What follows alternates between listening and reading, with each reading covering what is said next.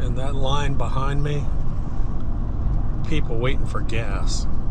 There had to be 100 cars there waiting for gas right there. It actually hurts your soul when you're driving through this area. I'm telling you, man. You look at some of these people out here and you know that they're low-income people, these small little rural houses, and there's just trees right on top of them. There's no power. It's going to take weeks and weeks for them to fix this. There are hundreds of miles of these power lines that are down from these trees. We're having, on the middle of a highway, we're actually having to swerve around trees on the side of the road. Recalculating, that's what I'm listening to the whole time. I haven't had cell signal for an hour and a half. GPS maps not working. So we'll see what happens. Man, I hope this sky comes out like I see it right now. Oh my goodness, how beautiful is that? That is just insane. Look at that. Morning guys. So as you can tell, I'm back at the farm property, and here's what I'm gonna do in today's video. Number one, I'm gonna give you sort of a hurricane brief. I'm also gonna go over sort of what I think is the untold story of this hurricane that hit us. And it's actually a little bit disturbing to me now. At first it was painful to watch what's going on, but now I'm actually kind of pissed off a little bit, and I'll go over that. Then I'll go over, we came back to the farm property. Thank God we didn't have much damage here at all. The hurricane shifted to the east, which put us on the weaker side. Oof, man, if that thing had hit on, if it had gone towards the west, I probably would have had 25, 30 trees down here. Then when we left here, you guys know I did a whole bunch of seeding projects around here just to see what would happen. Of course, the day I left, a drought hit, and we didn't have rain for like 2.5 weeks. So a lot of that has failed. So the past 2 days have been busting our butts out here. We're cutting, we're reseeding all these fields, getting ready for the deer season coming up, trying to keep, we really like to take care of our wildlife out here. I'm having to work on the pond, I'm having to work on the fields, the chickens are up there, they're getting big. So we'll just go over a bunch of different stuff. So first of all, let me talk about the hurricane and get this off my chest. It was strange because we drove up from the Savannah area all the way up through that eastern part of Georgia, up towards northeast Georgia. And I know that there's a lot of pictures and things you're seeing on the news about beach houses being taken into the ocean. I don't worry about beach houses, and I'll tell you why. Because I own a beach house, and if you're not prepared to lose your house because you live on the ocean and hurricanes come through every day, it's not that I don't have empathy for these people. It's not that I don't feel bad that their houses are being eaten by the ocean, but it's a risk you take. We know for a fact if there's a hurricane down at our beach property and we lose that house, oh well, I guess we take the check and walk away. If you don't want to deal with hurricanes, don't live on the coast. That's number one. Number two, this was a different hurricane, I understand, in that this hurricane, instead of going up the coast like it normally does, turned inland. And I went through this in 1996 in North Carolina. Hurricane Fran, instead of going up the coast, it slammed right in, and we got the same thing. We sat there all night listening to trees fall on our neighbors' houses. None of them fell on our house. We had no power for 10 days. I had a wife and a young daughter at that point. And that was the point in my life I think I started to be prepared for things like this. So I'm going to be doing a preparation series this fall. It's going to take you all the way through this, how to prepare anywhere from 2 weeks to 2 months to 2 years. I'll walk you all the way through it, what we've done out here on the farm property. But as we were driving up on our drive back, we had trouble finding a power line that was up. All the power lines are down. Power poles are down. Massive trees, these massive trees, and that's the problem. These massive trees on top of houses. Now this was not, upper scale subdivisions. This is very rural, small houses, little farmhouses, even mobile homes and trailers. And here's the problem. And while we were driving, we had no cell service. And I'm talking, we had no cell service, I think, for about 2.5 hours. So you have to understand what's going on here. These people down in this area, this impacted area in northeast Georgia and South Carolina and up this way, they have no power, which means most of them have wells. They have no water. The refrigerators are dead. They're rotten. All their food is gone unless they have canned food. They have no cell service. They have no internet, and there's no gasoline. So gas stations require electricity to pump. So a lot of these places don't have gasoline. We went by this one little town and my wife swerved over and I was like, what's she swerving for? And then I realized there's this huge traffic jam. It's this little teeny gas station, with like 2 pumps, and there's like 150 cars all lined up trying to get gasoline. It was like going through, matter of fact, when I finally got cell service, I texted my wife and I said, dude, that was the most depressing drive I've ever done. And this is her exact text. She texted me back. She said, oh my God. She said it looked like a effing war zone. And it did. It was the weirdest feeling. Nothing, no power, no cell service, no GPS, no nothing. It was pretty wild. Look, this is a week later. This is 7 days later. And I want you to look at this map. Just in Georgia alone, just in this area, there's over 260,000 people still without power. You got that? 260,000 people still without power. I got to tell you, man, that's kind of brutal. Now that's Georgia. There's also I think there's more. There's like 300,000 in North Carolina or South Carolina. I don't even know the numbers, but it's like close to still 1 million people without power. You got to realize these people don't have food. They don't have water. They don't have electricity. They don't have gasoline. I mean, you can have all the generators you want, but if you don't have gasoline, the power's going to run out soon. It really hurt your soul when you're driving through here, and then you get home and you think about it and say, what if my family was in that position? This is why I say you have to be prepared. I say this over and over again, and a lot of people laugh at me, a lot of people smirk at me, but we've been through COVID. We've already experienced that. It was really no big deal for our family because we were prepared. We didn't have any shortages. It was no problem.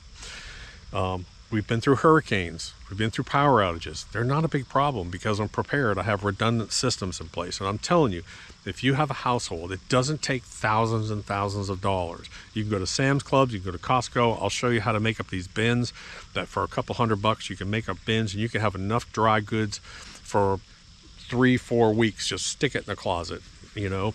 Little simple things, inexpensive, like gasoline powered cooking stoves where you can take the gas out of your truck and you can, if sitting in your truck, you have 2 months worth of cooking fuel if you get one of these little stoves that I'll end up showing you about. Anyways, I'm rambling on, I know, so let me just go ahead and put this up. Now down at the beach house, we had the beach property. We don't have trees like this. We don't have these big oaks and all these sweet gums and all this crap. They're palm trees. So it really we didn't get that much damage. Now, all night long, we had 60 to 100 mile an hour winds. I mean, we literally had the house. You could feel the house shaking. I showed you in that hurricane prep video, I showed you that small battery backup system. And thank God I had that because we used that. And I made my coffee, we ran TV, we ran internet. And then I pulled out my smaller generator. Not small, it's a medium-sized generator. It's a dual fuel. And we ran, for 2.5 days, we ran our refrigerator, lights, we ran TV, internet, Wi-Fi, we had all that. And then I ran a 100-foot power cord, extension cord, over to my neighbor's house because they didn't have anything, and let them power their refrigerator. So it worked out really well. Again, a little bit of preparation goes a long way in situations like this. But man, let me tell you what, a lot of people think 24, 48 hours when they think about preparation. There are times when you have to think long term. I'm telling you, some of these places are going to be without power for weeks or even months. If you saw all the power lines down, all the power poles, and all the devastation that's out there, it's crazy, man. It's absolutely crazy. I'll shut up. Let's get going. I'll show you what we're doing here. Okay, so here's the after shot. I had 3.5 weeks to fix this lawn that was looking horrible, and I gotta tell you, it looks absolutely fantastic from where it was. PGF complete, DGL. There's brand new germination in here, but look at that. What a difference. Did my last reel mowing today, going back to the farm tomorrow morning, but that looks awesome. Start it without doing any choke or anything.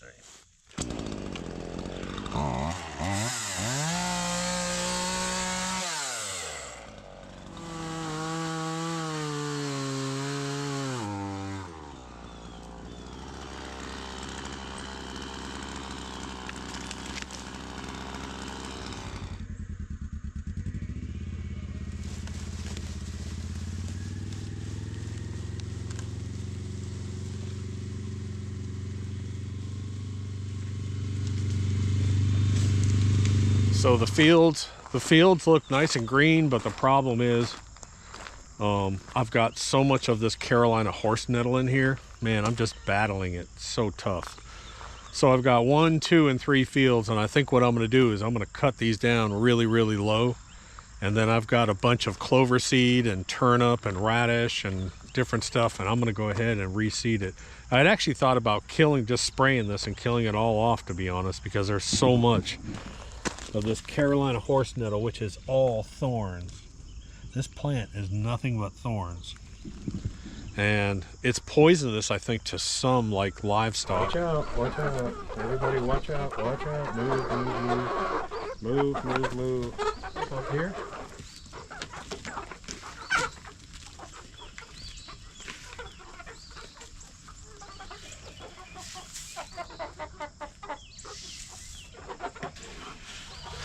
They'll probably start laying eggs, I think, in November, usually at about 6 months.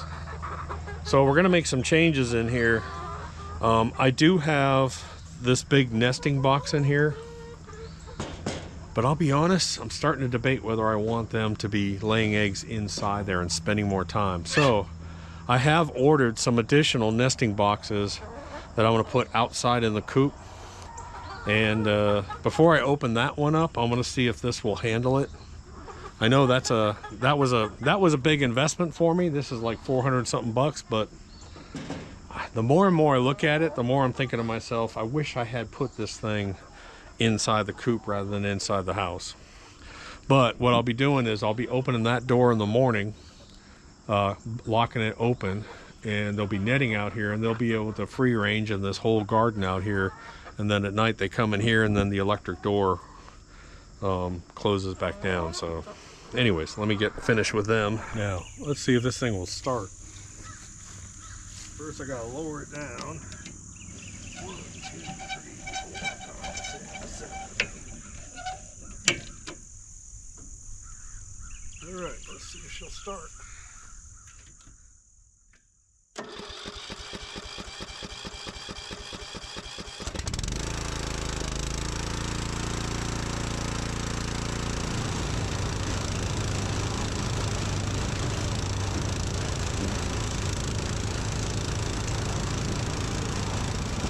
Oh, that's one down.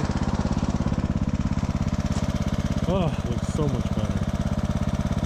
So much better.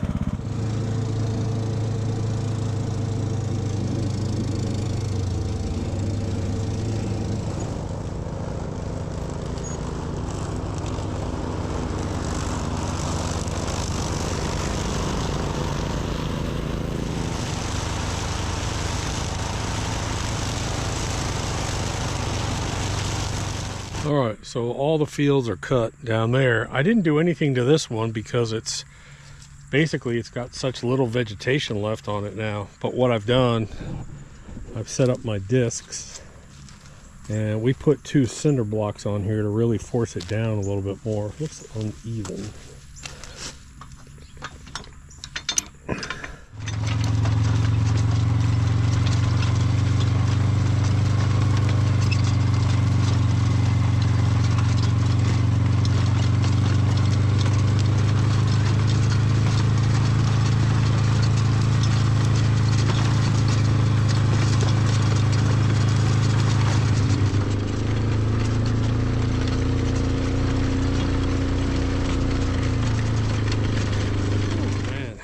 Doc's tired, man. Oh, all right. So I have basically cut every field that I own today, plus that little bald spot. Then I went back with the disc and I decided to disc every single field. And the reason being is this little disc set, it only goes down about 2 inches. It doesn't touch the root zones. And you can see I'll still have this clover that's out here will still live, but it's just completely opened it up for this new seeding that's going to happen. I'm assuming tomorrow morning. John's going to be out here, I hope. So this is my automatic spreader. It's actually controlled. It's actually controlled from the cab here. You can control how much goes out, whether it's on or off. The one thing I've learned on these, if you ever get one, is make sure that the interior part of it is dry. So I let it dry out overnight and made sure it was clean. And then before you put any seed in here, test it. Because I had a problem one time. I had like 80 pounds of crap in here. Let me go ahead, let me show you. So I've got it on the highest. I'm gonna turn it on. The little doors slide open and then that will spin. And the doors are completely open, so I'm ready to go. And if you don't know what Austrian winter peas look like, that's what they look like. Very small.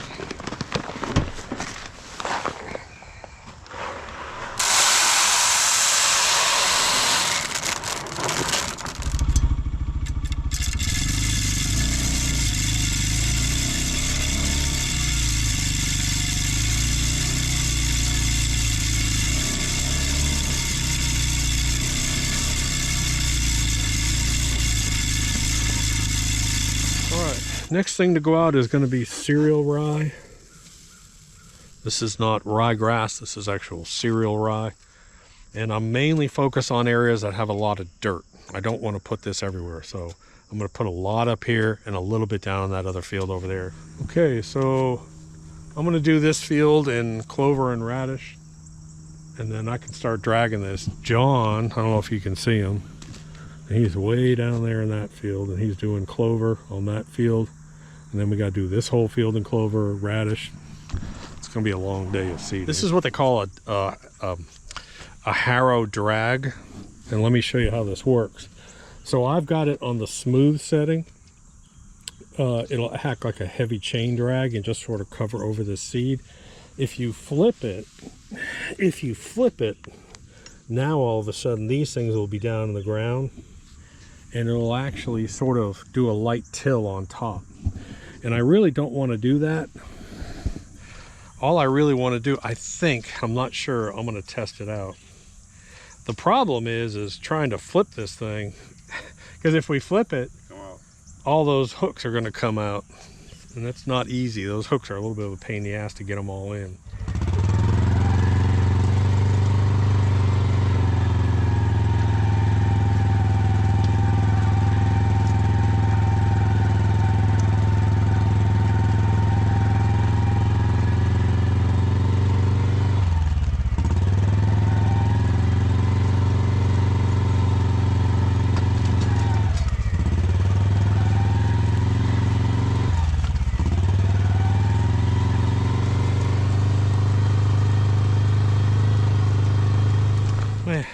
There's no other way to say it. The past 2 days have been an ass whipping. I cut all 4 of these fields, ran the disc over all 4 of these fields. Then we seeded 4 different types of seed in all these fields, including the back orchard. Then I hooked up that big drag, which worked perfectly, by the way. Dragged all of them. Then we put all the hoses back, the irrigation hoses back. And now we're running the irrigation system. And I will run this for the next week. I will run this twice a day for the next week or until I have a rain come in, because it doesn't look like I have much rain. If I have a rain chance, I can skip. So we got to replace one of our deer feeders that got crushed in the storm, but it's that time of year where I got to come up here and I got to spray the underside and all inside of these. I have 3 of these tree stands. This is the little one. The other one is 12 and then 16 feet. And the problem is, last year, I don't think you were here last year, there were wasp nests. Were you here when I was doing that? I think Mark was here. There were wasp nests underneath. It was like, okay, I'm way up there and I'm spraying a wasp nest. What do I do? So this is that time of year right before deer season. We'll spray all these and get all the spiders. And there's nothing worse than getting up there in the dark and knowing there's a spider in there. That's not good. It's probably not the smartest thing in the world to do today, but sometimes you gotta do what you gotta do.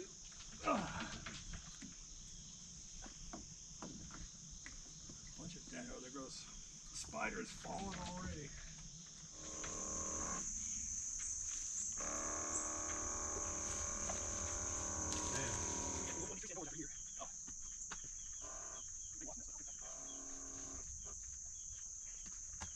You want to see something crazy? Now, we've taken care of our red ant population out here, but every so often, look at how big that pile is. All right, so there's my foot. Look at that pile. So the first thing I do is I spray it. And then watch this. Watch, there'll be ants and eggs. Watch. See all the eggs? Look at that. Isn't that crazy? Dude, you do not want to be there.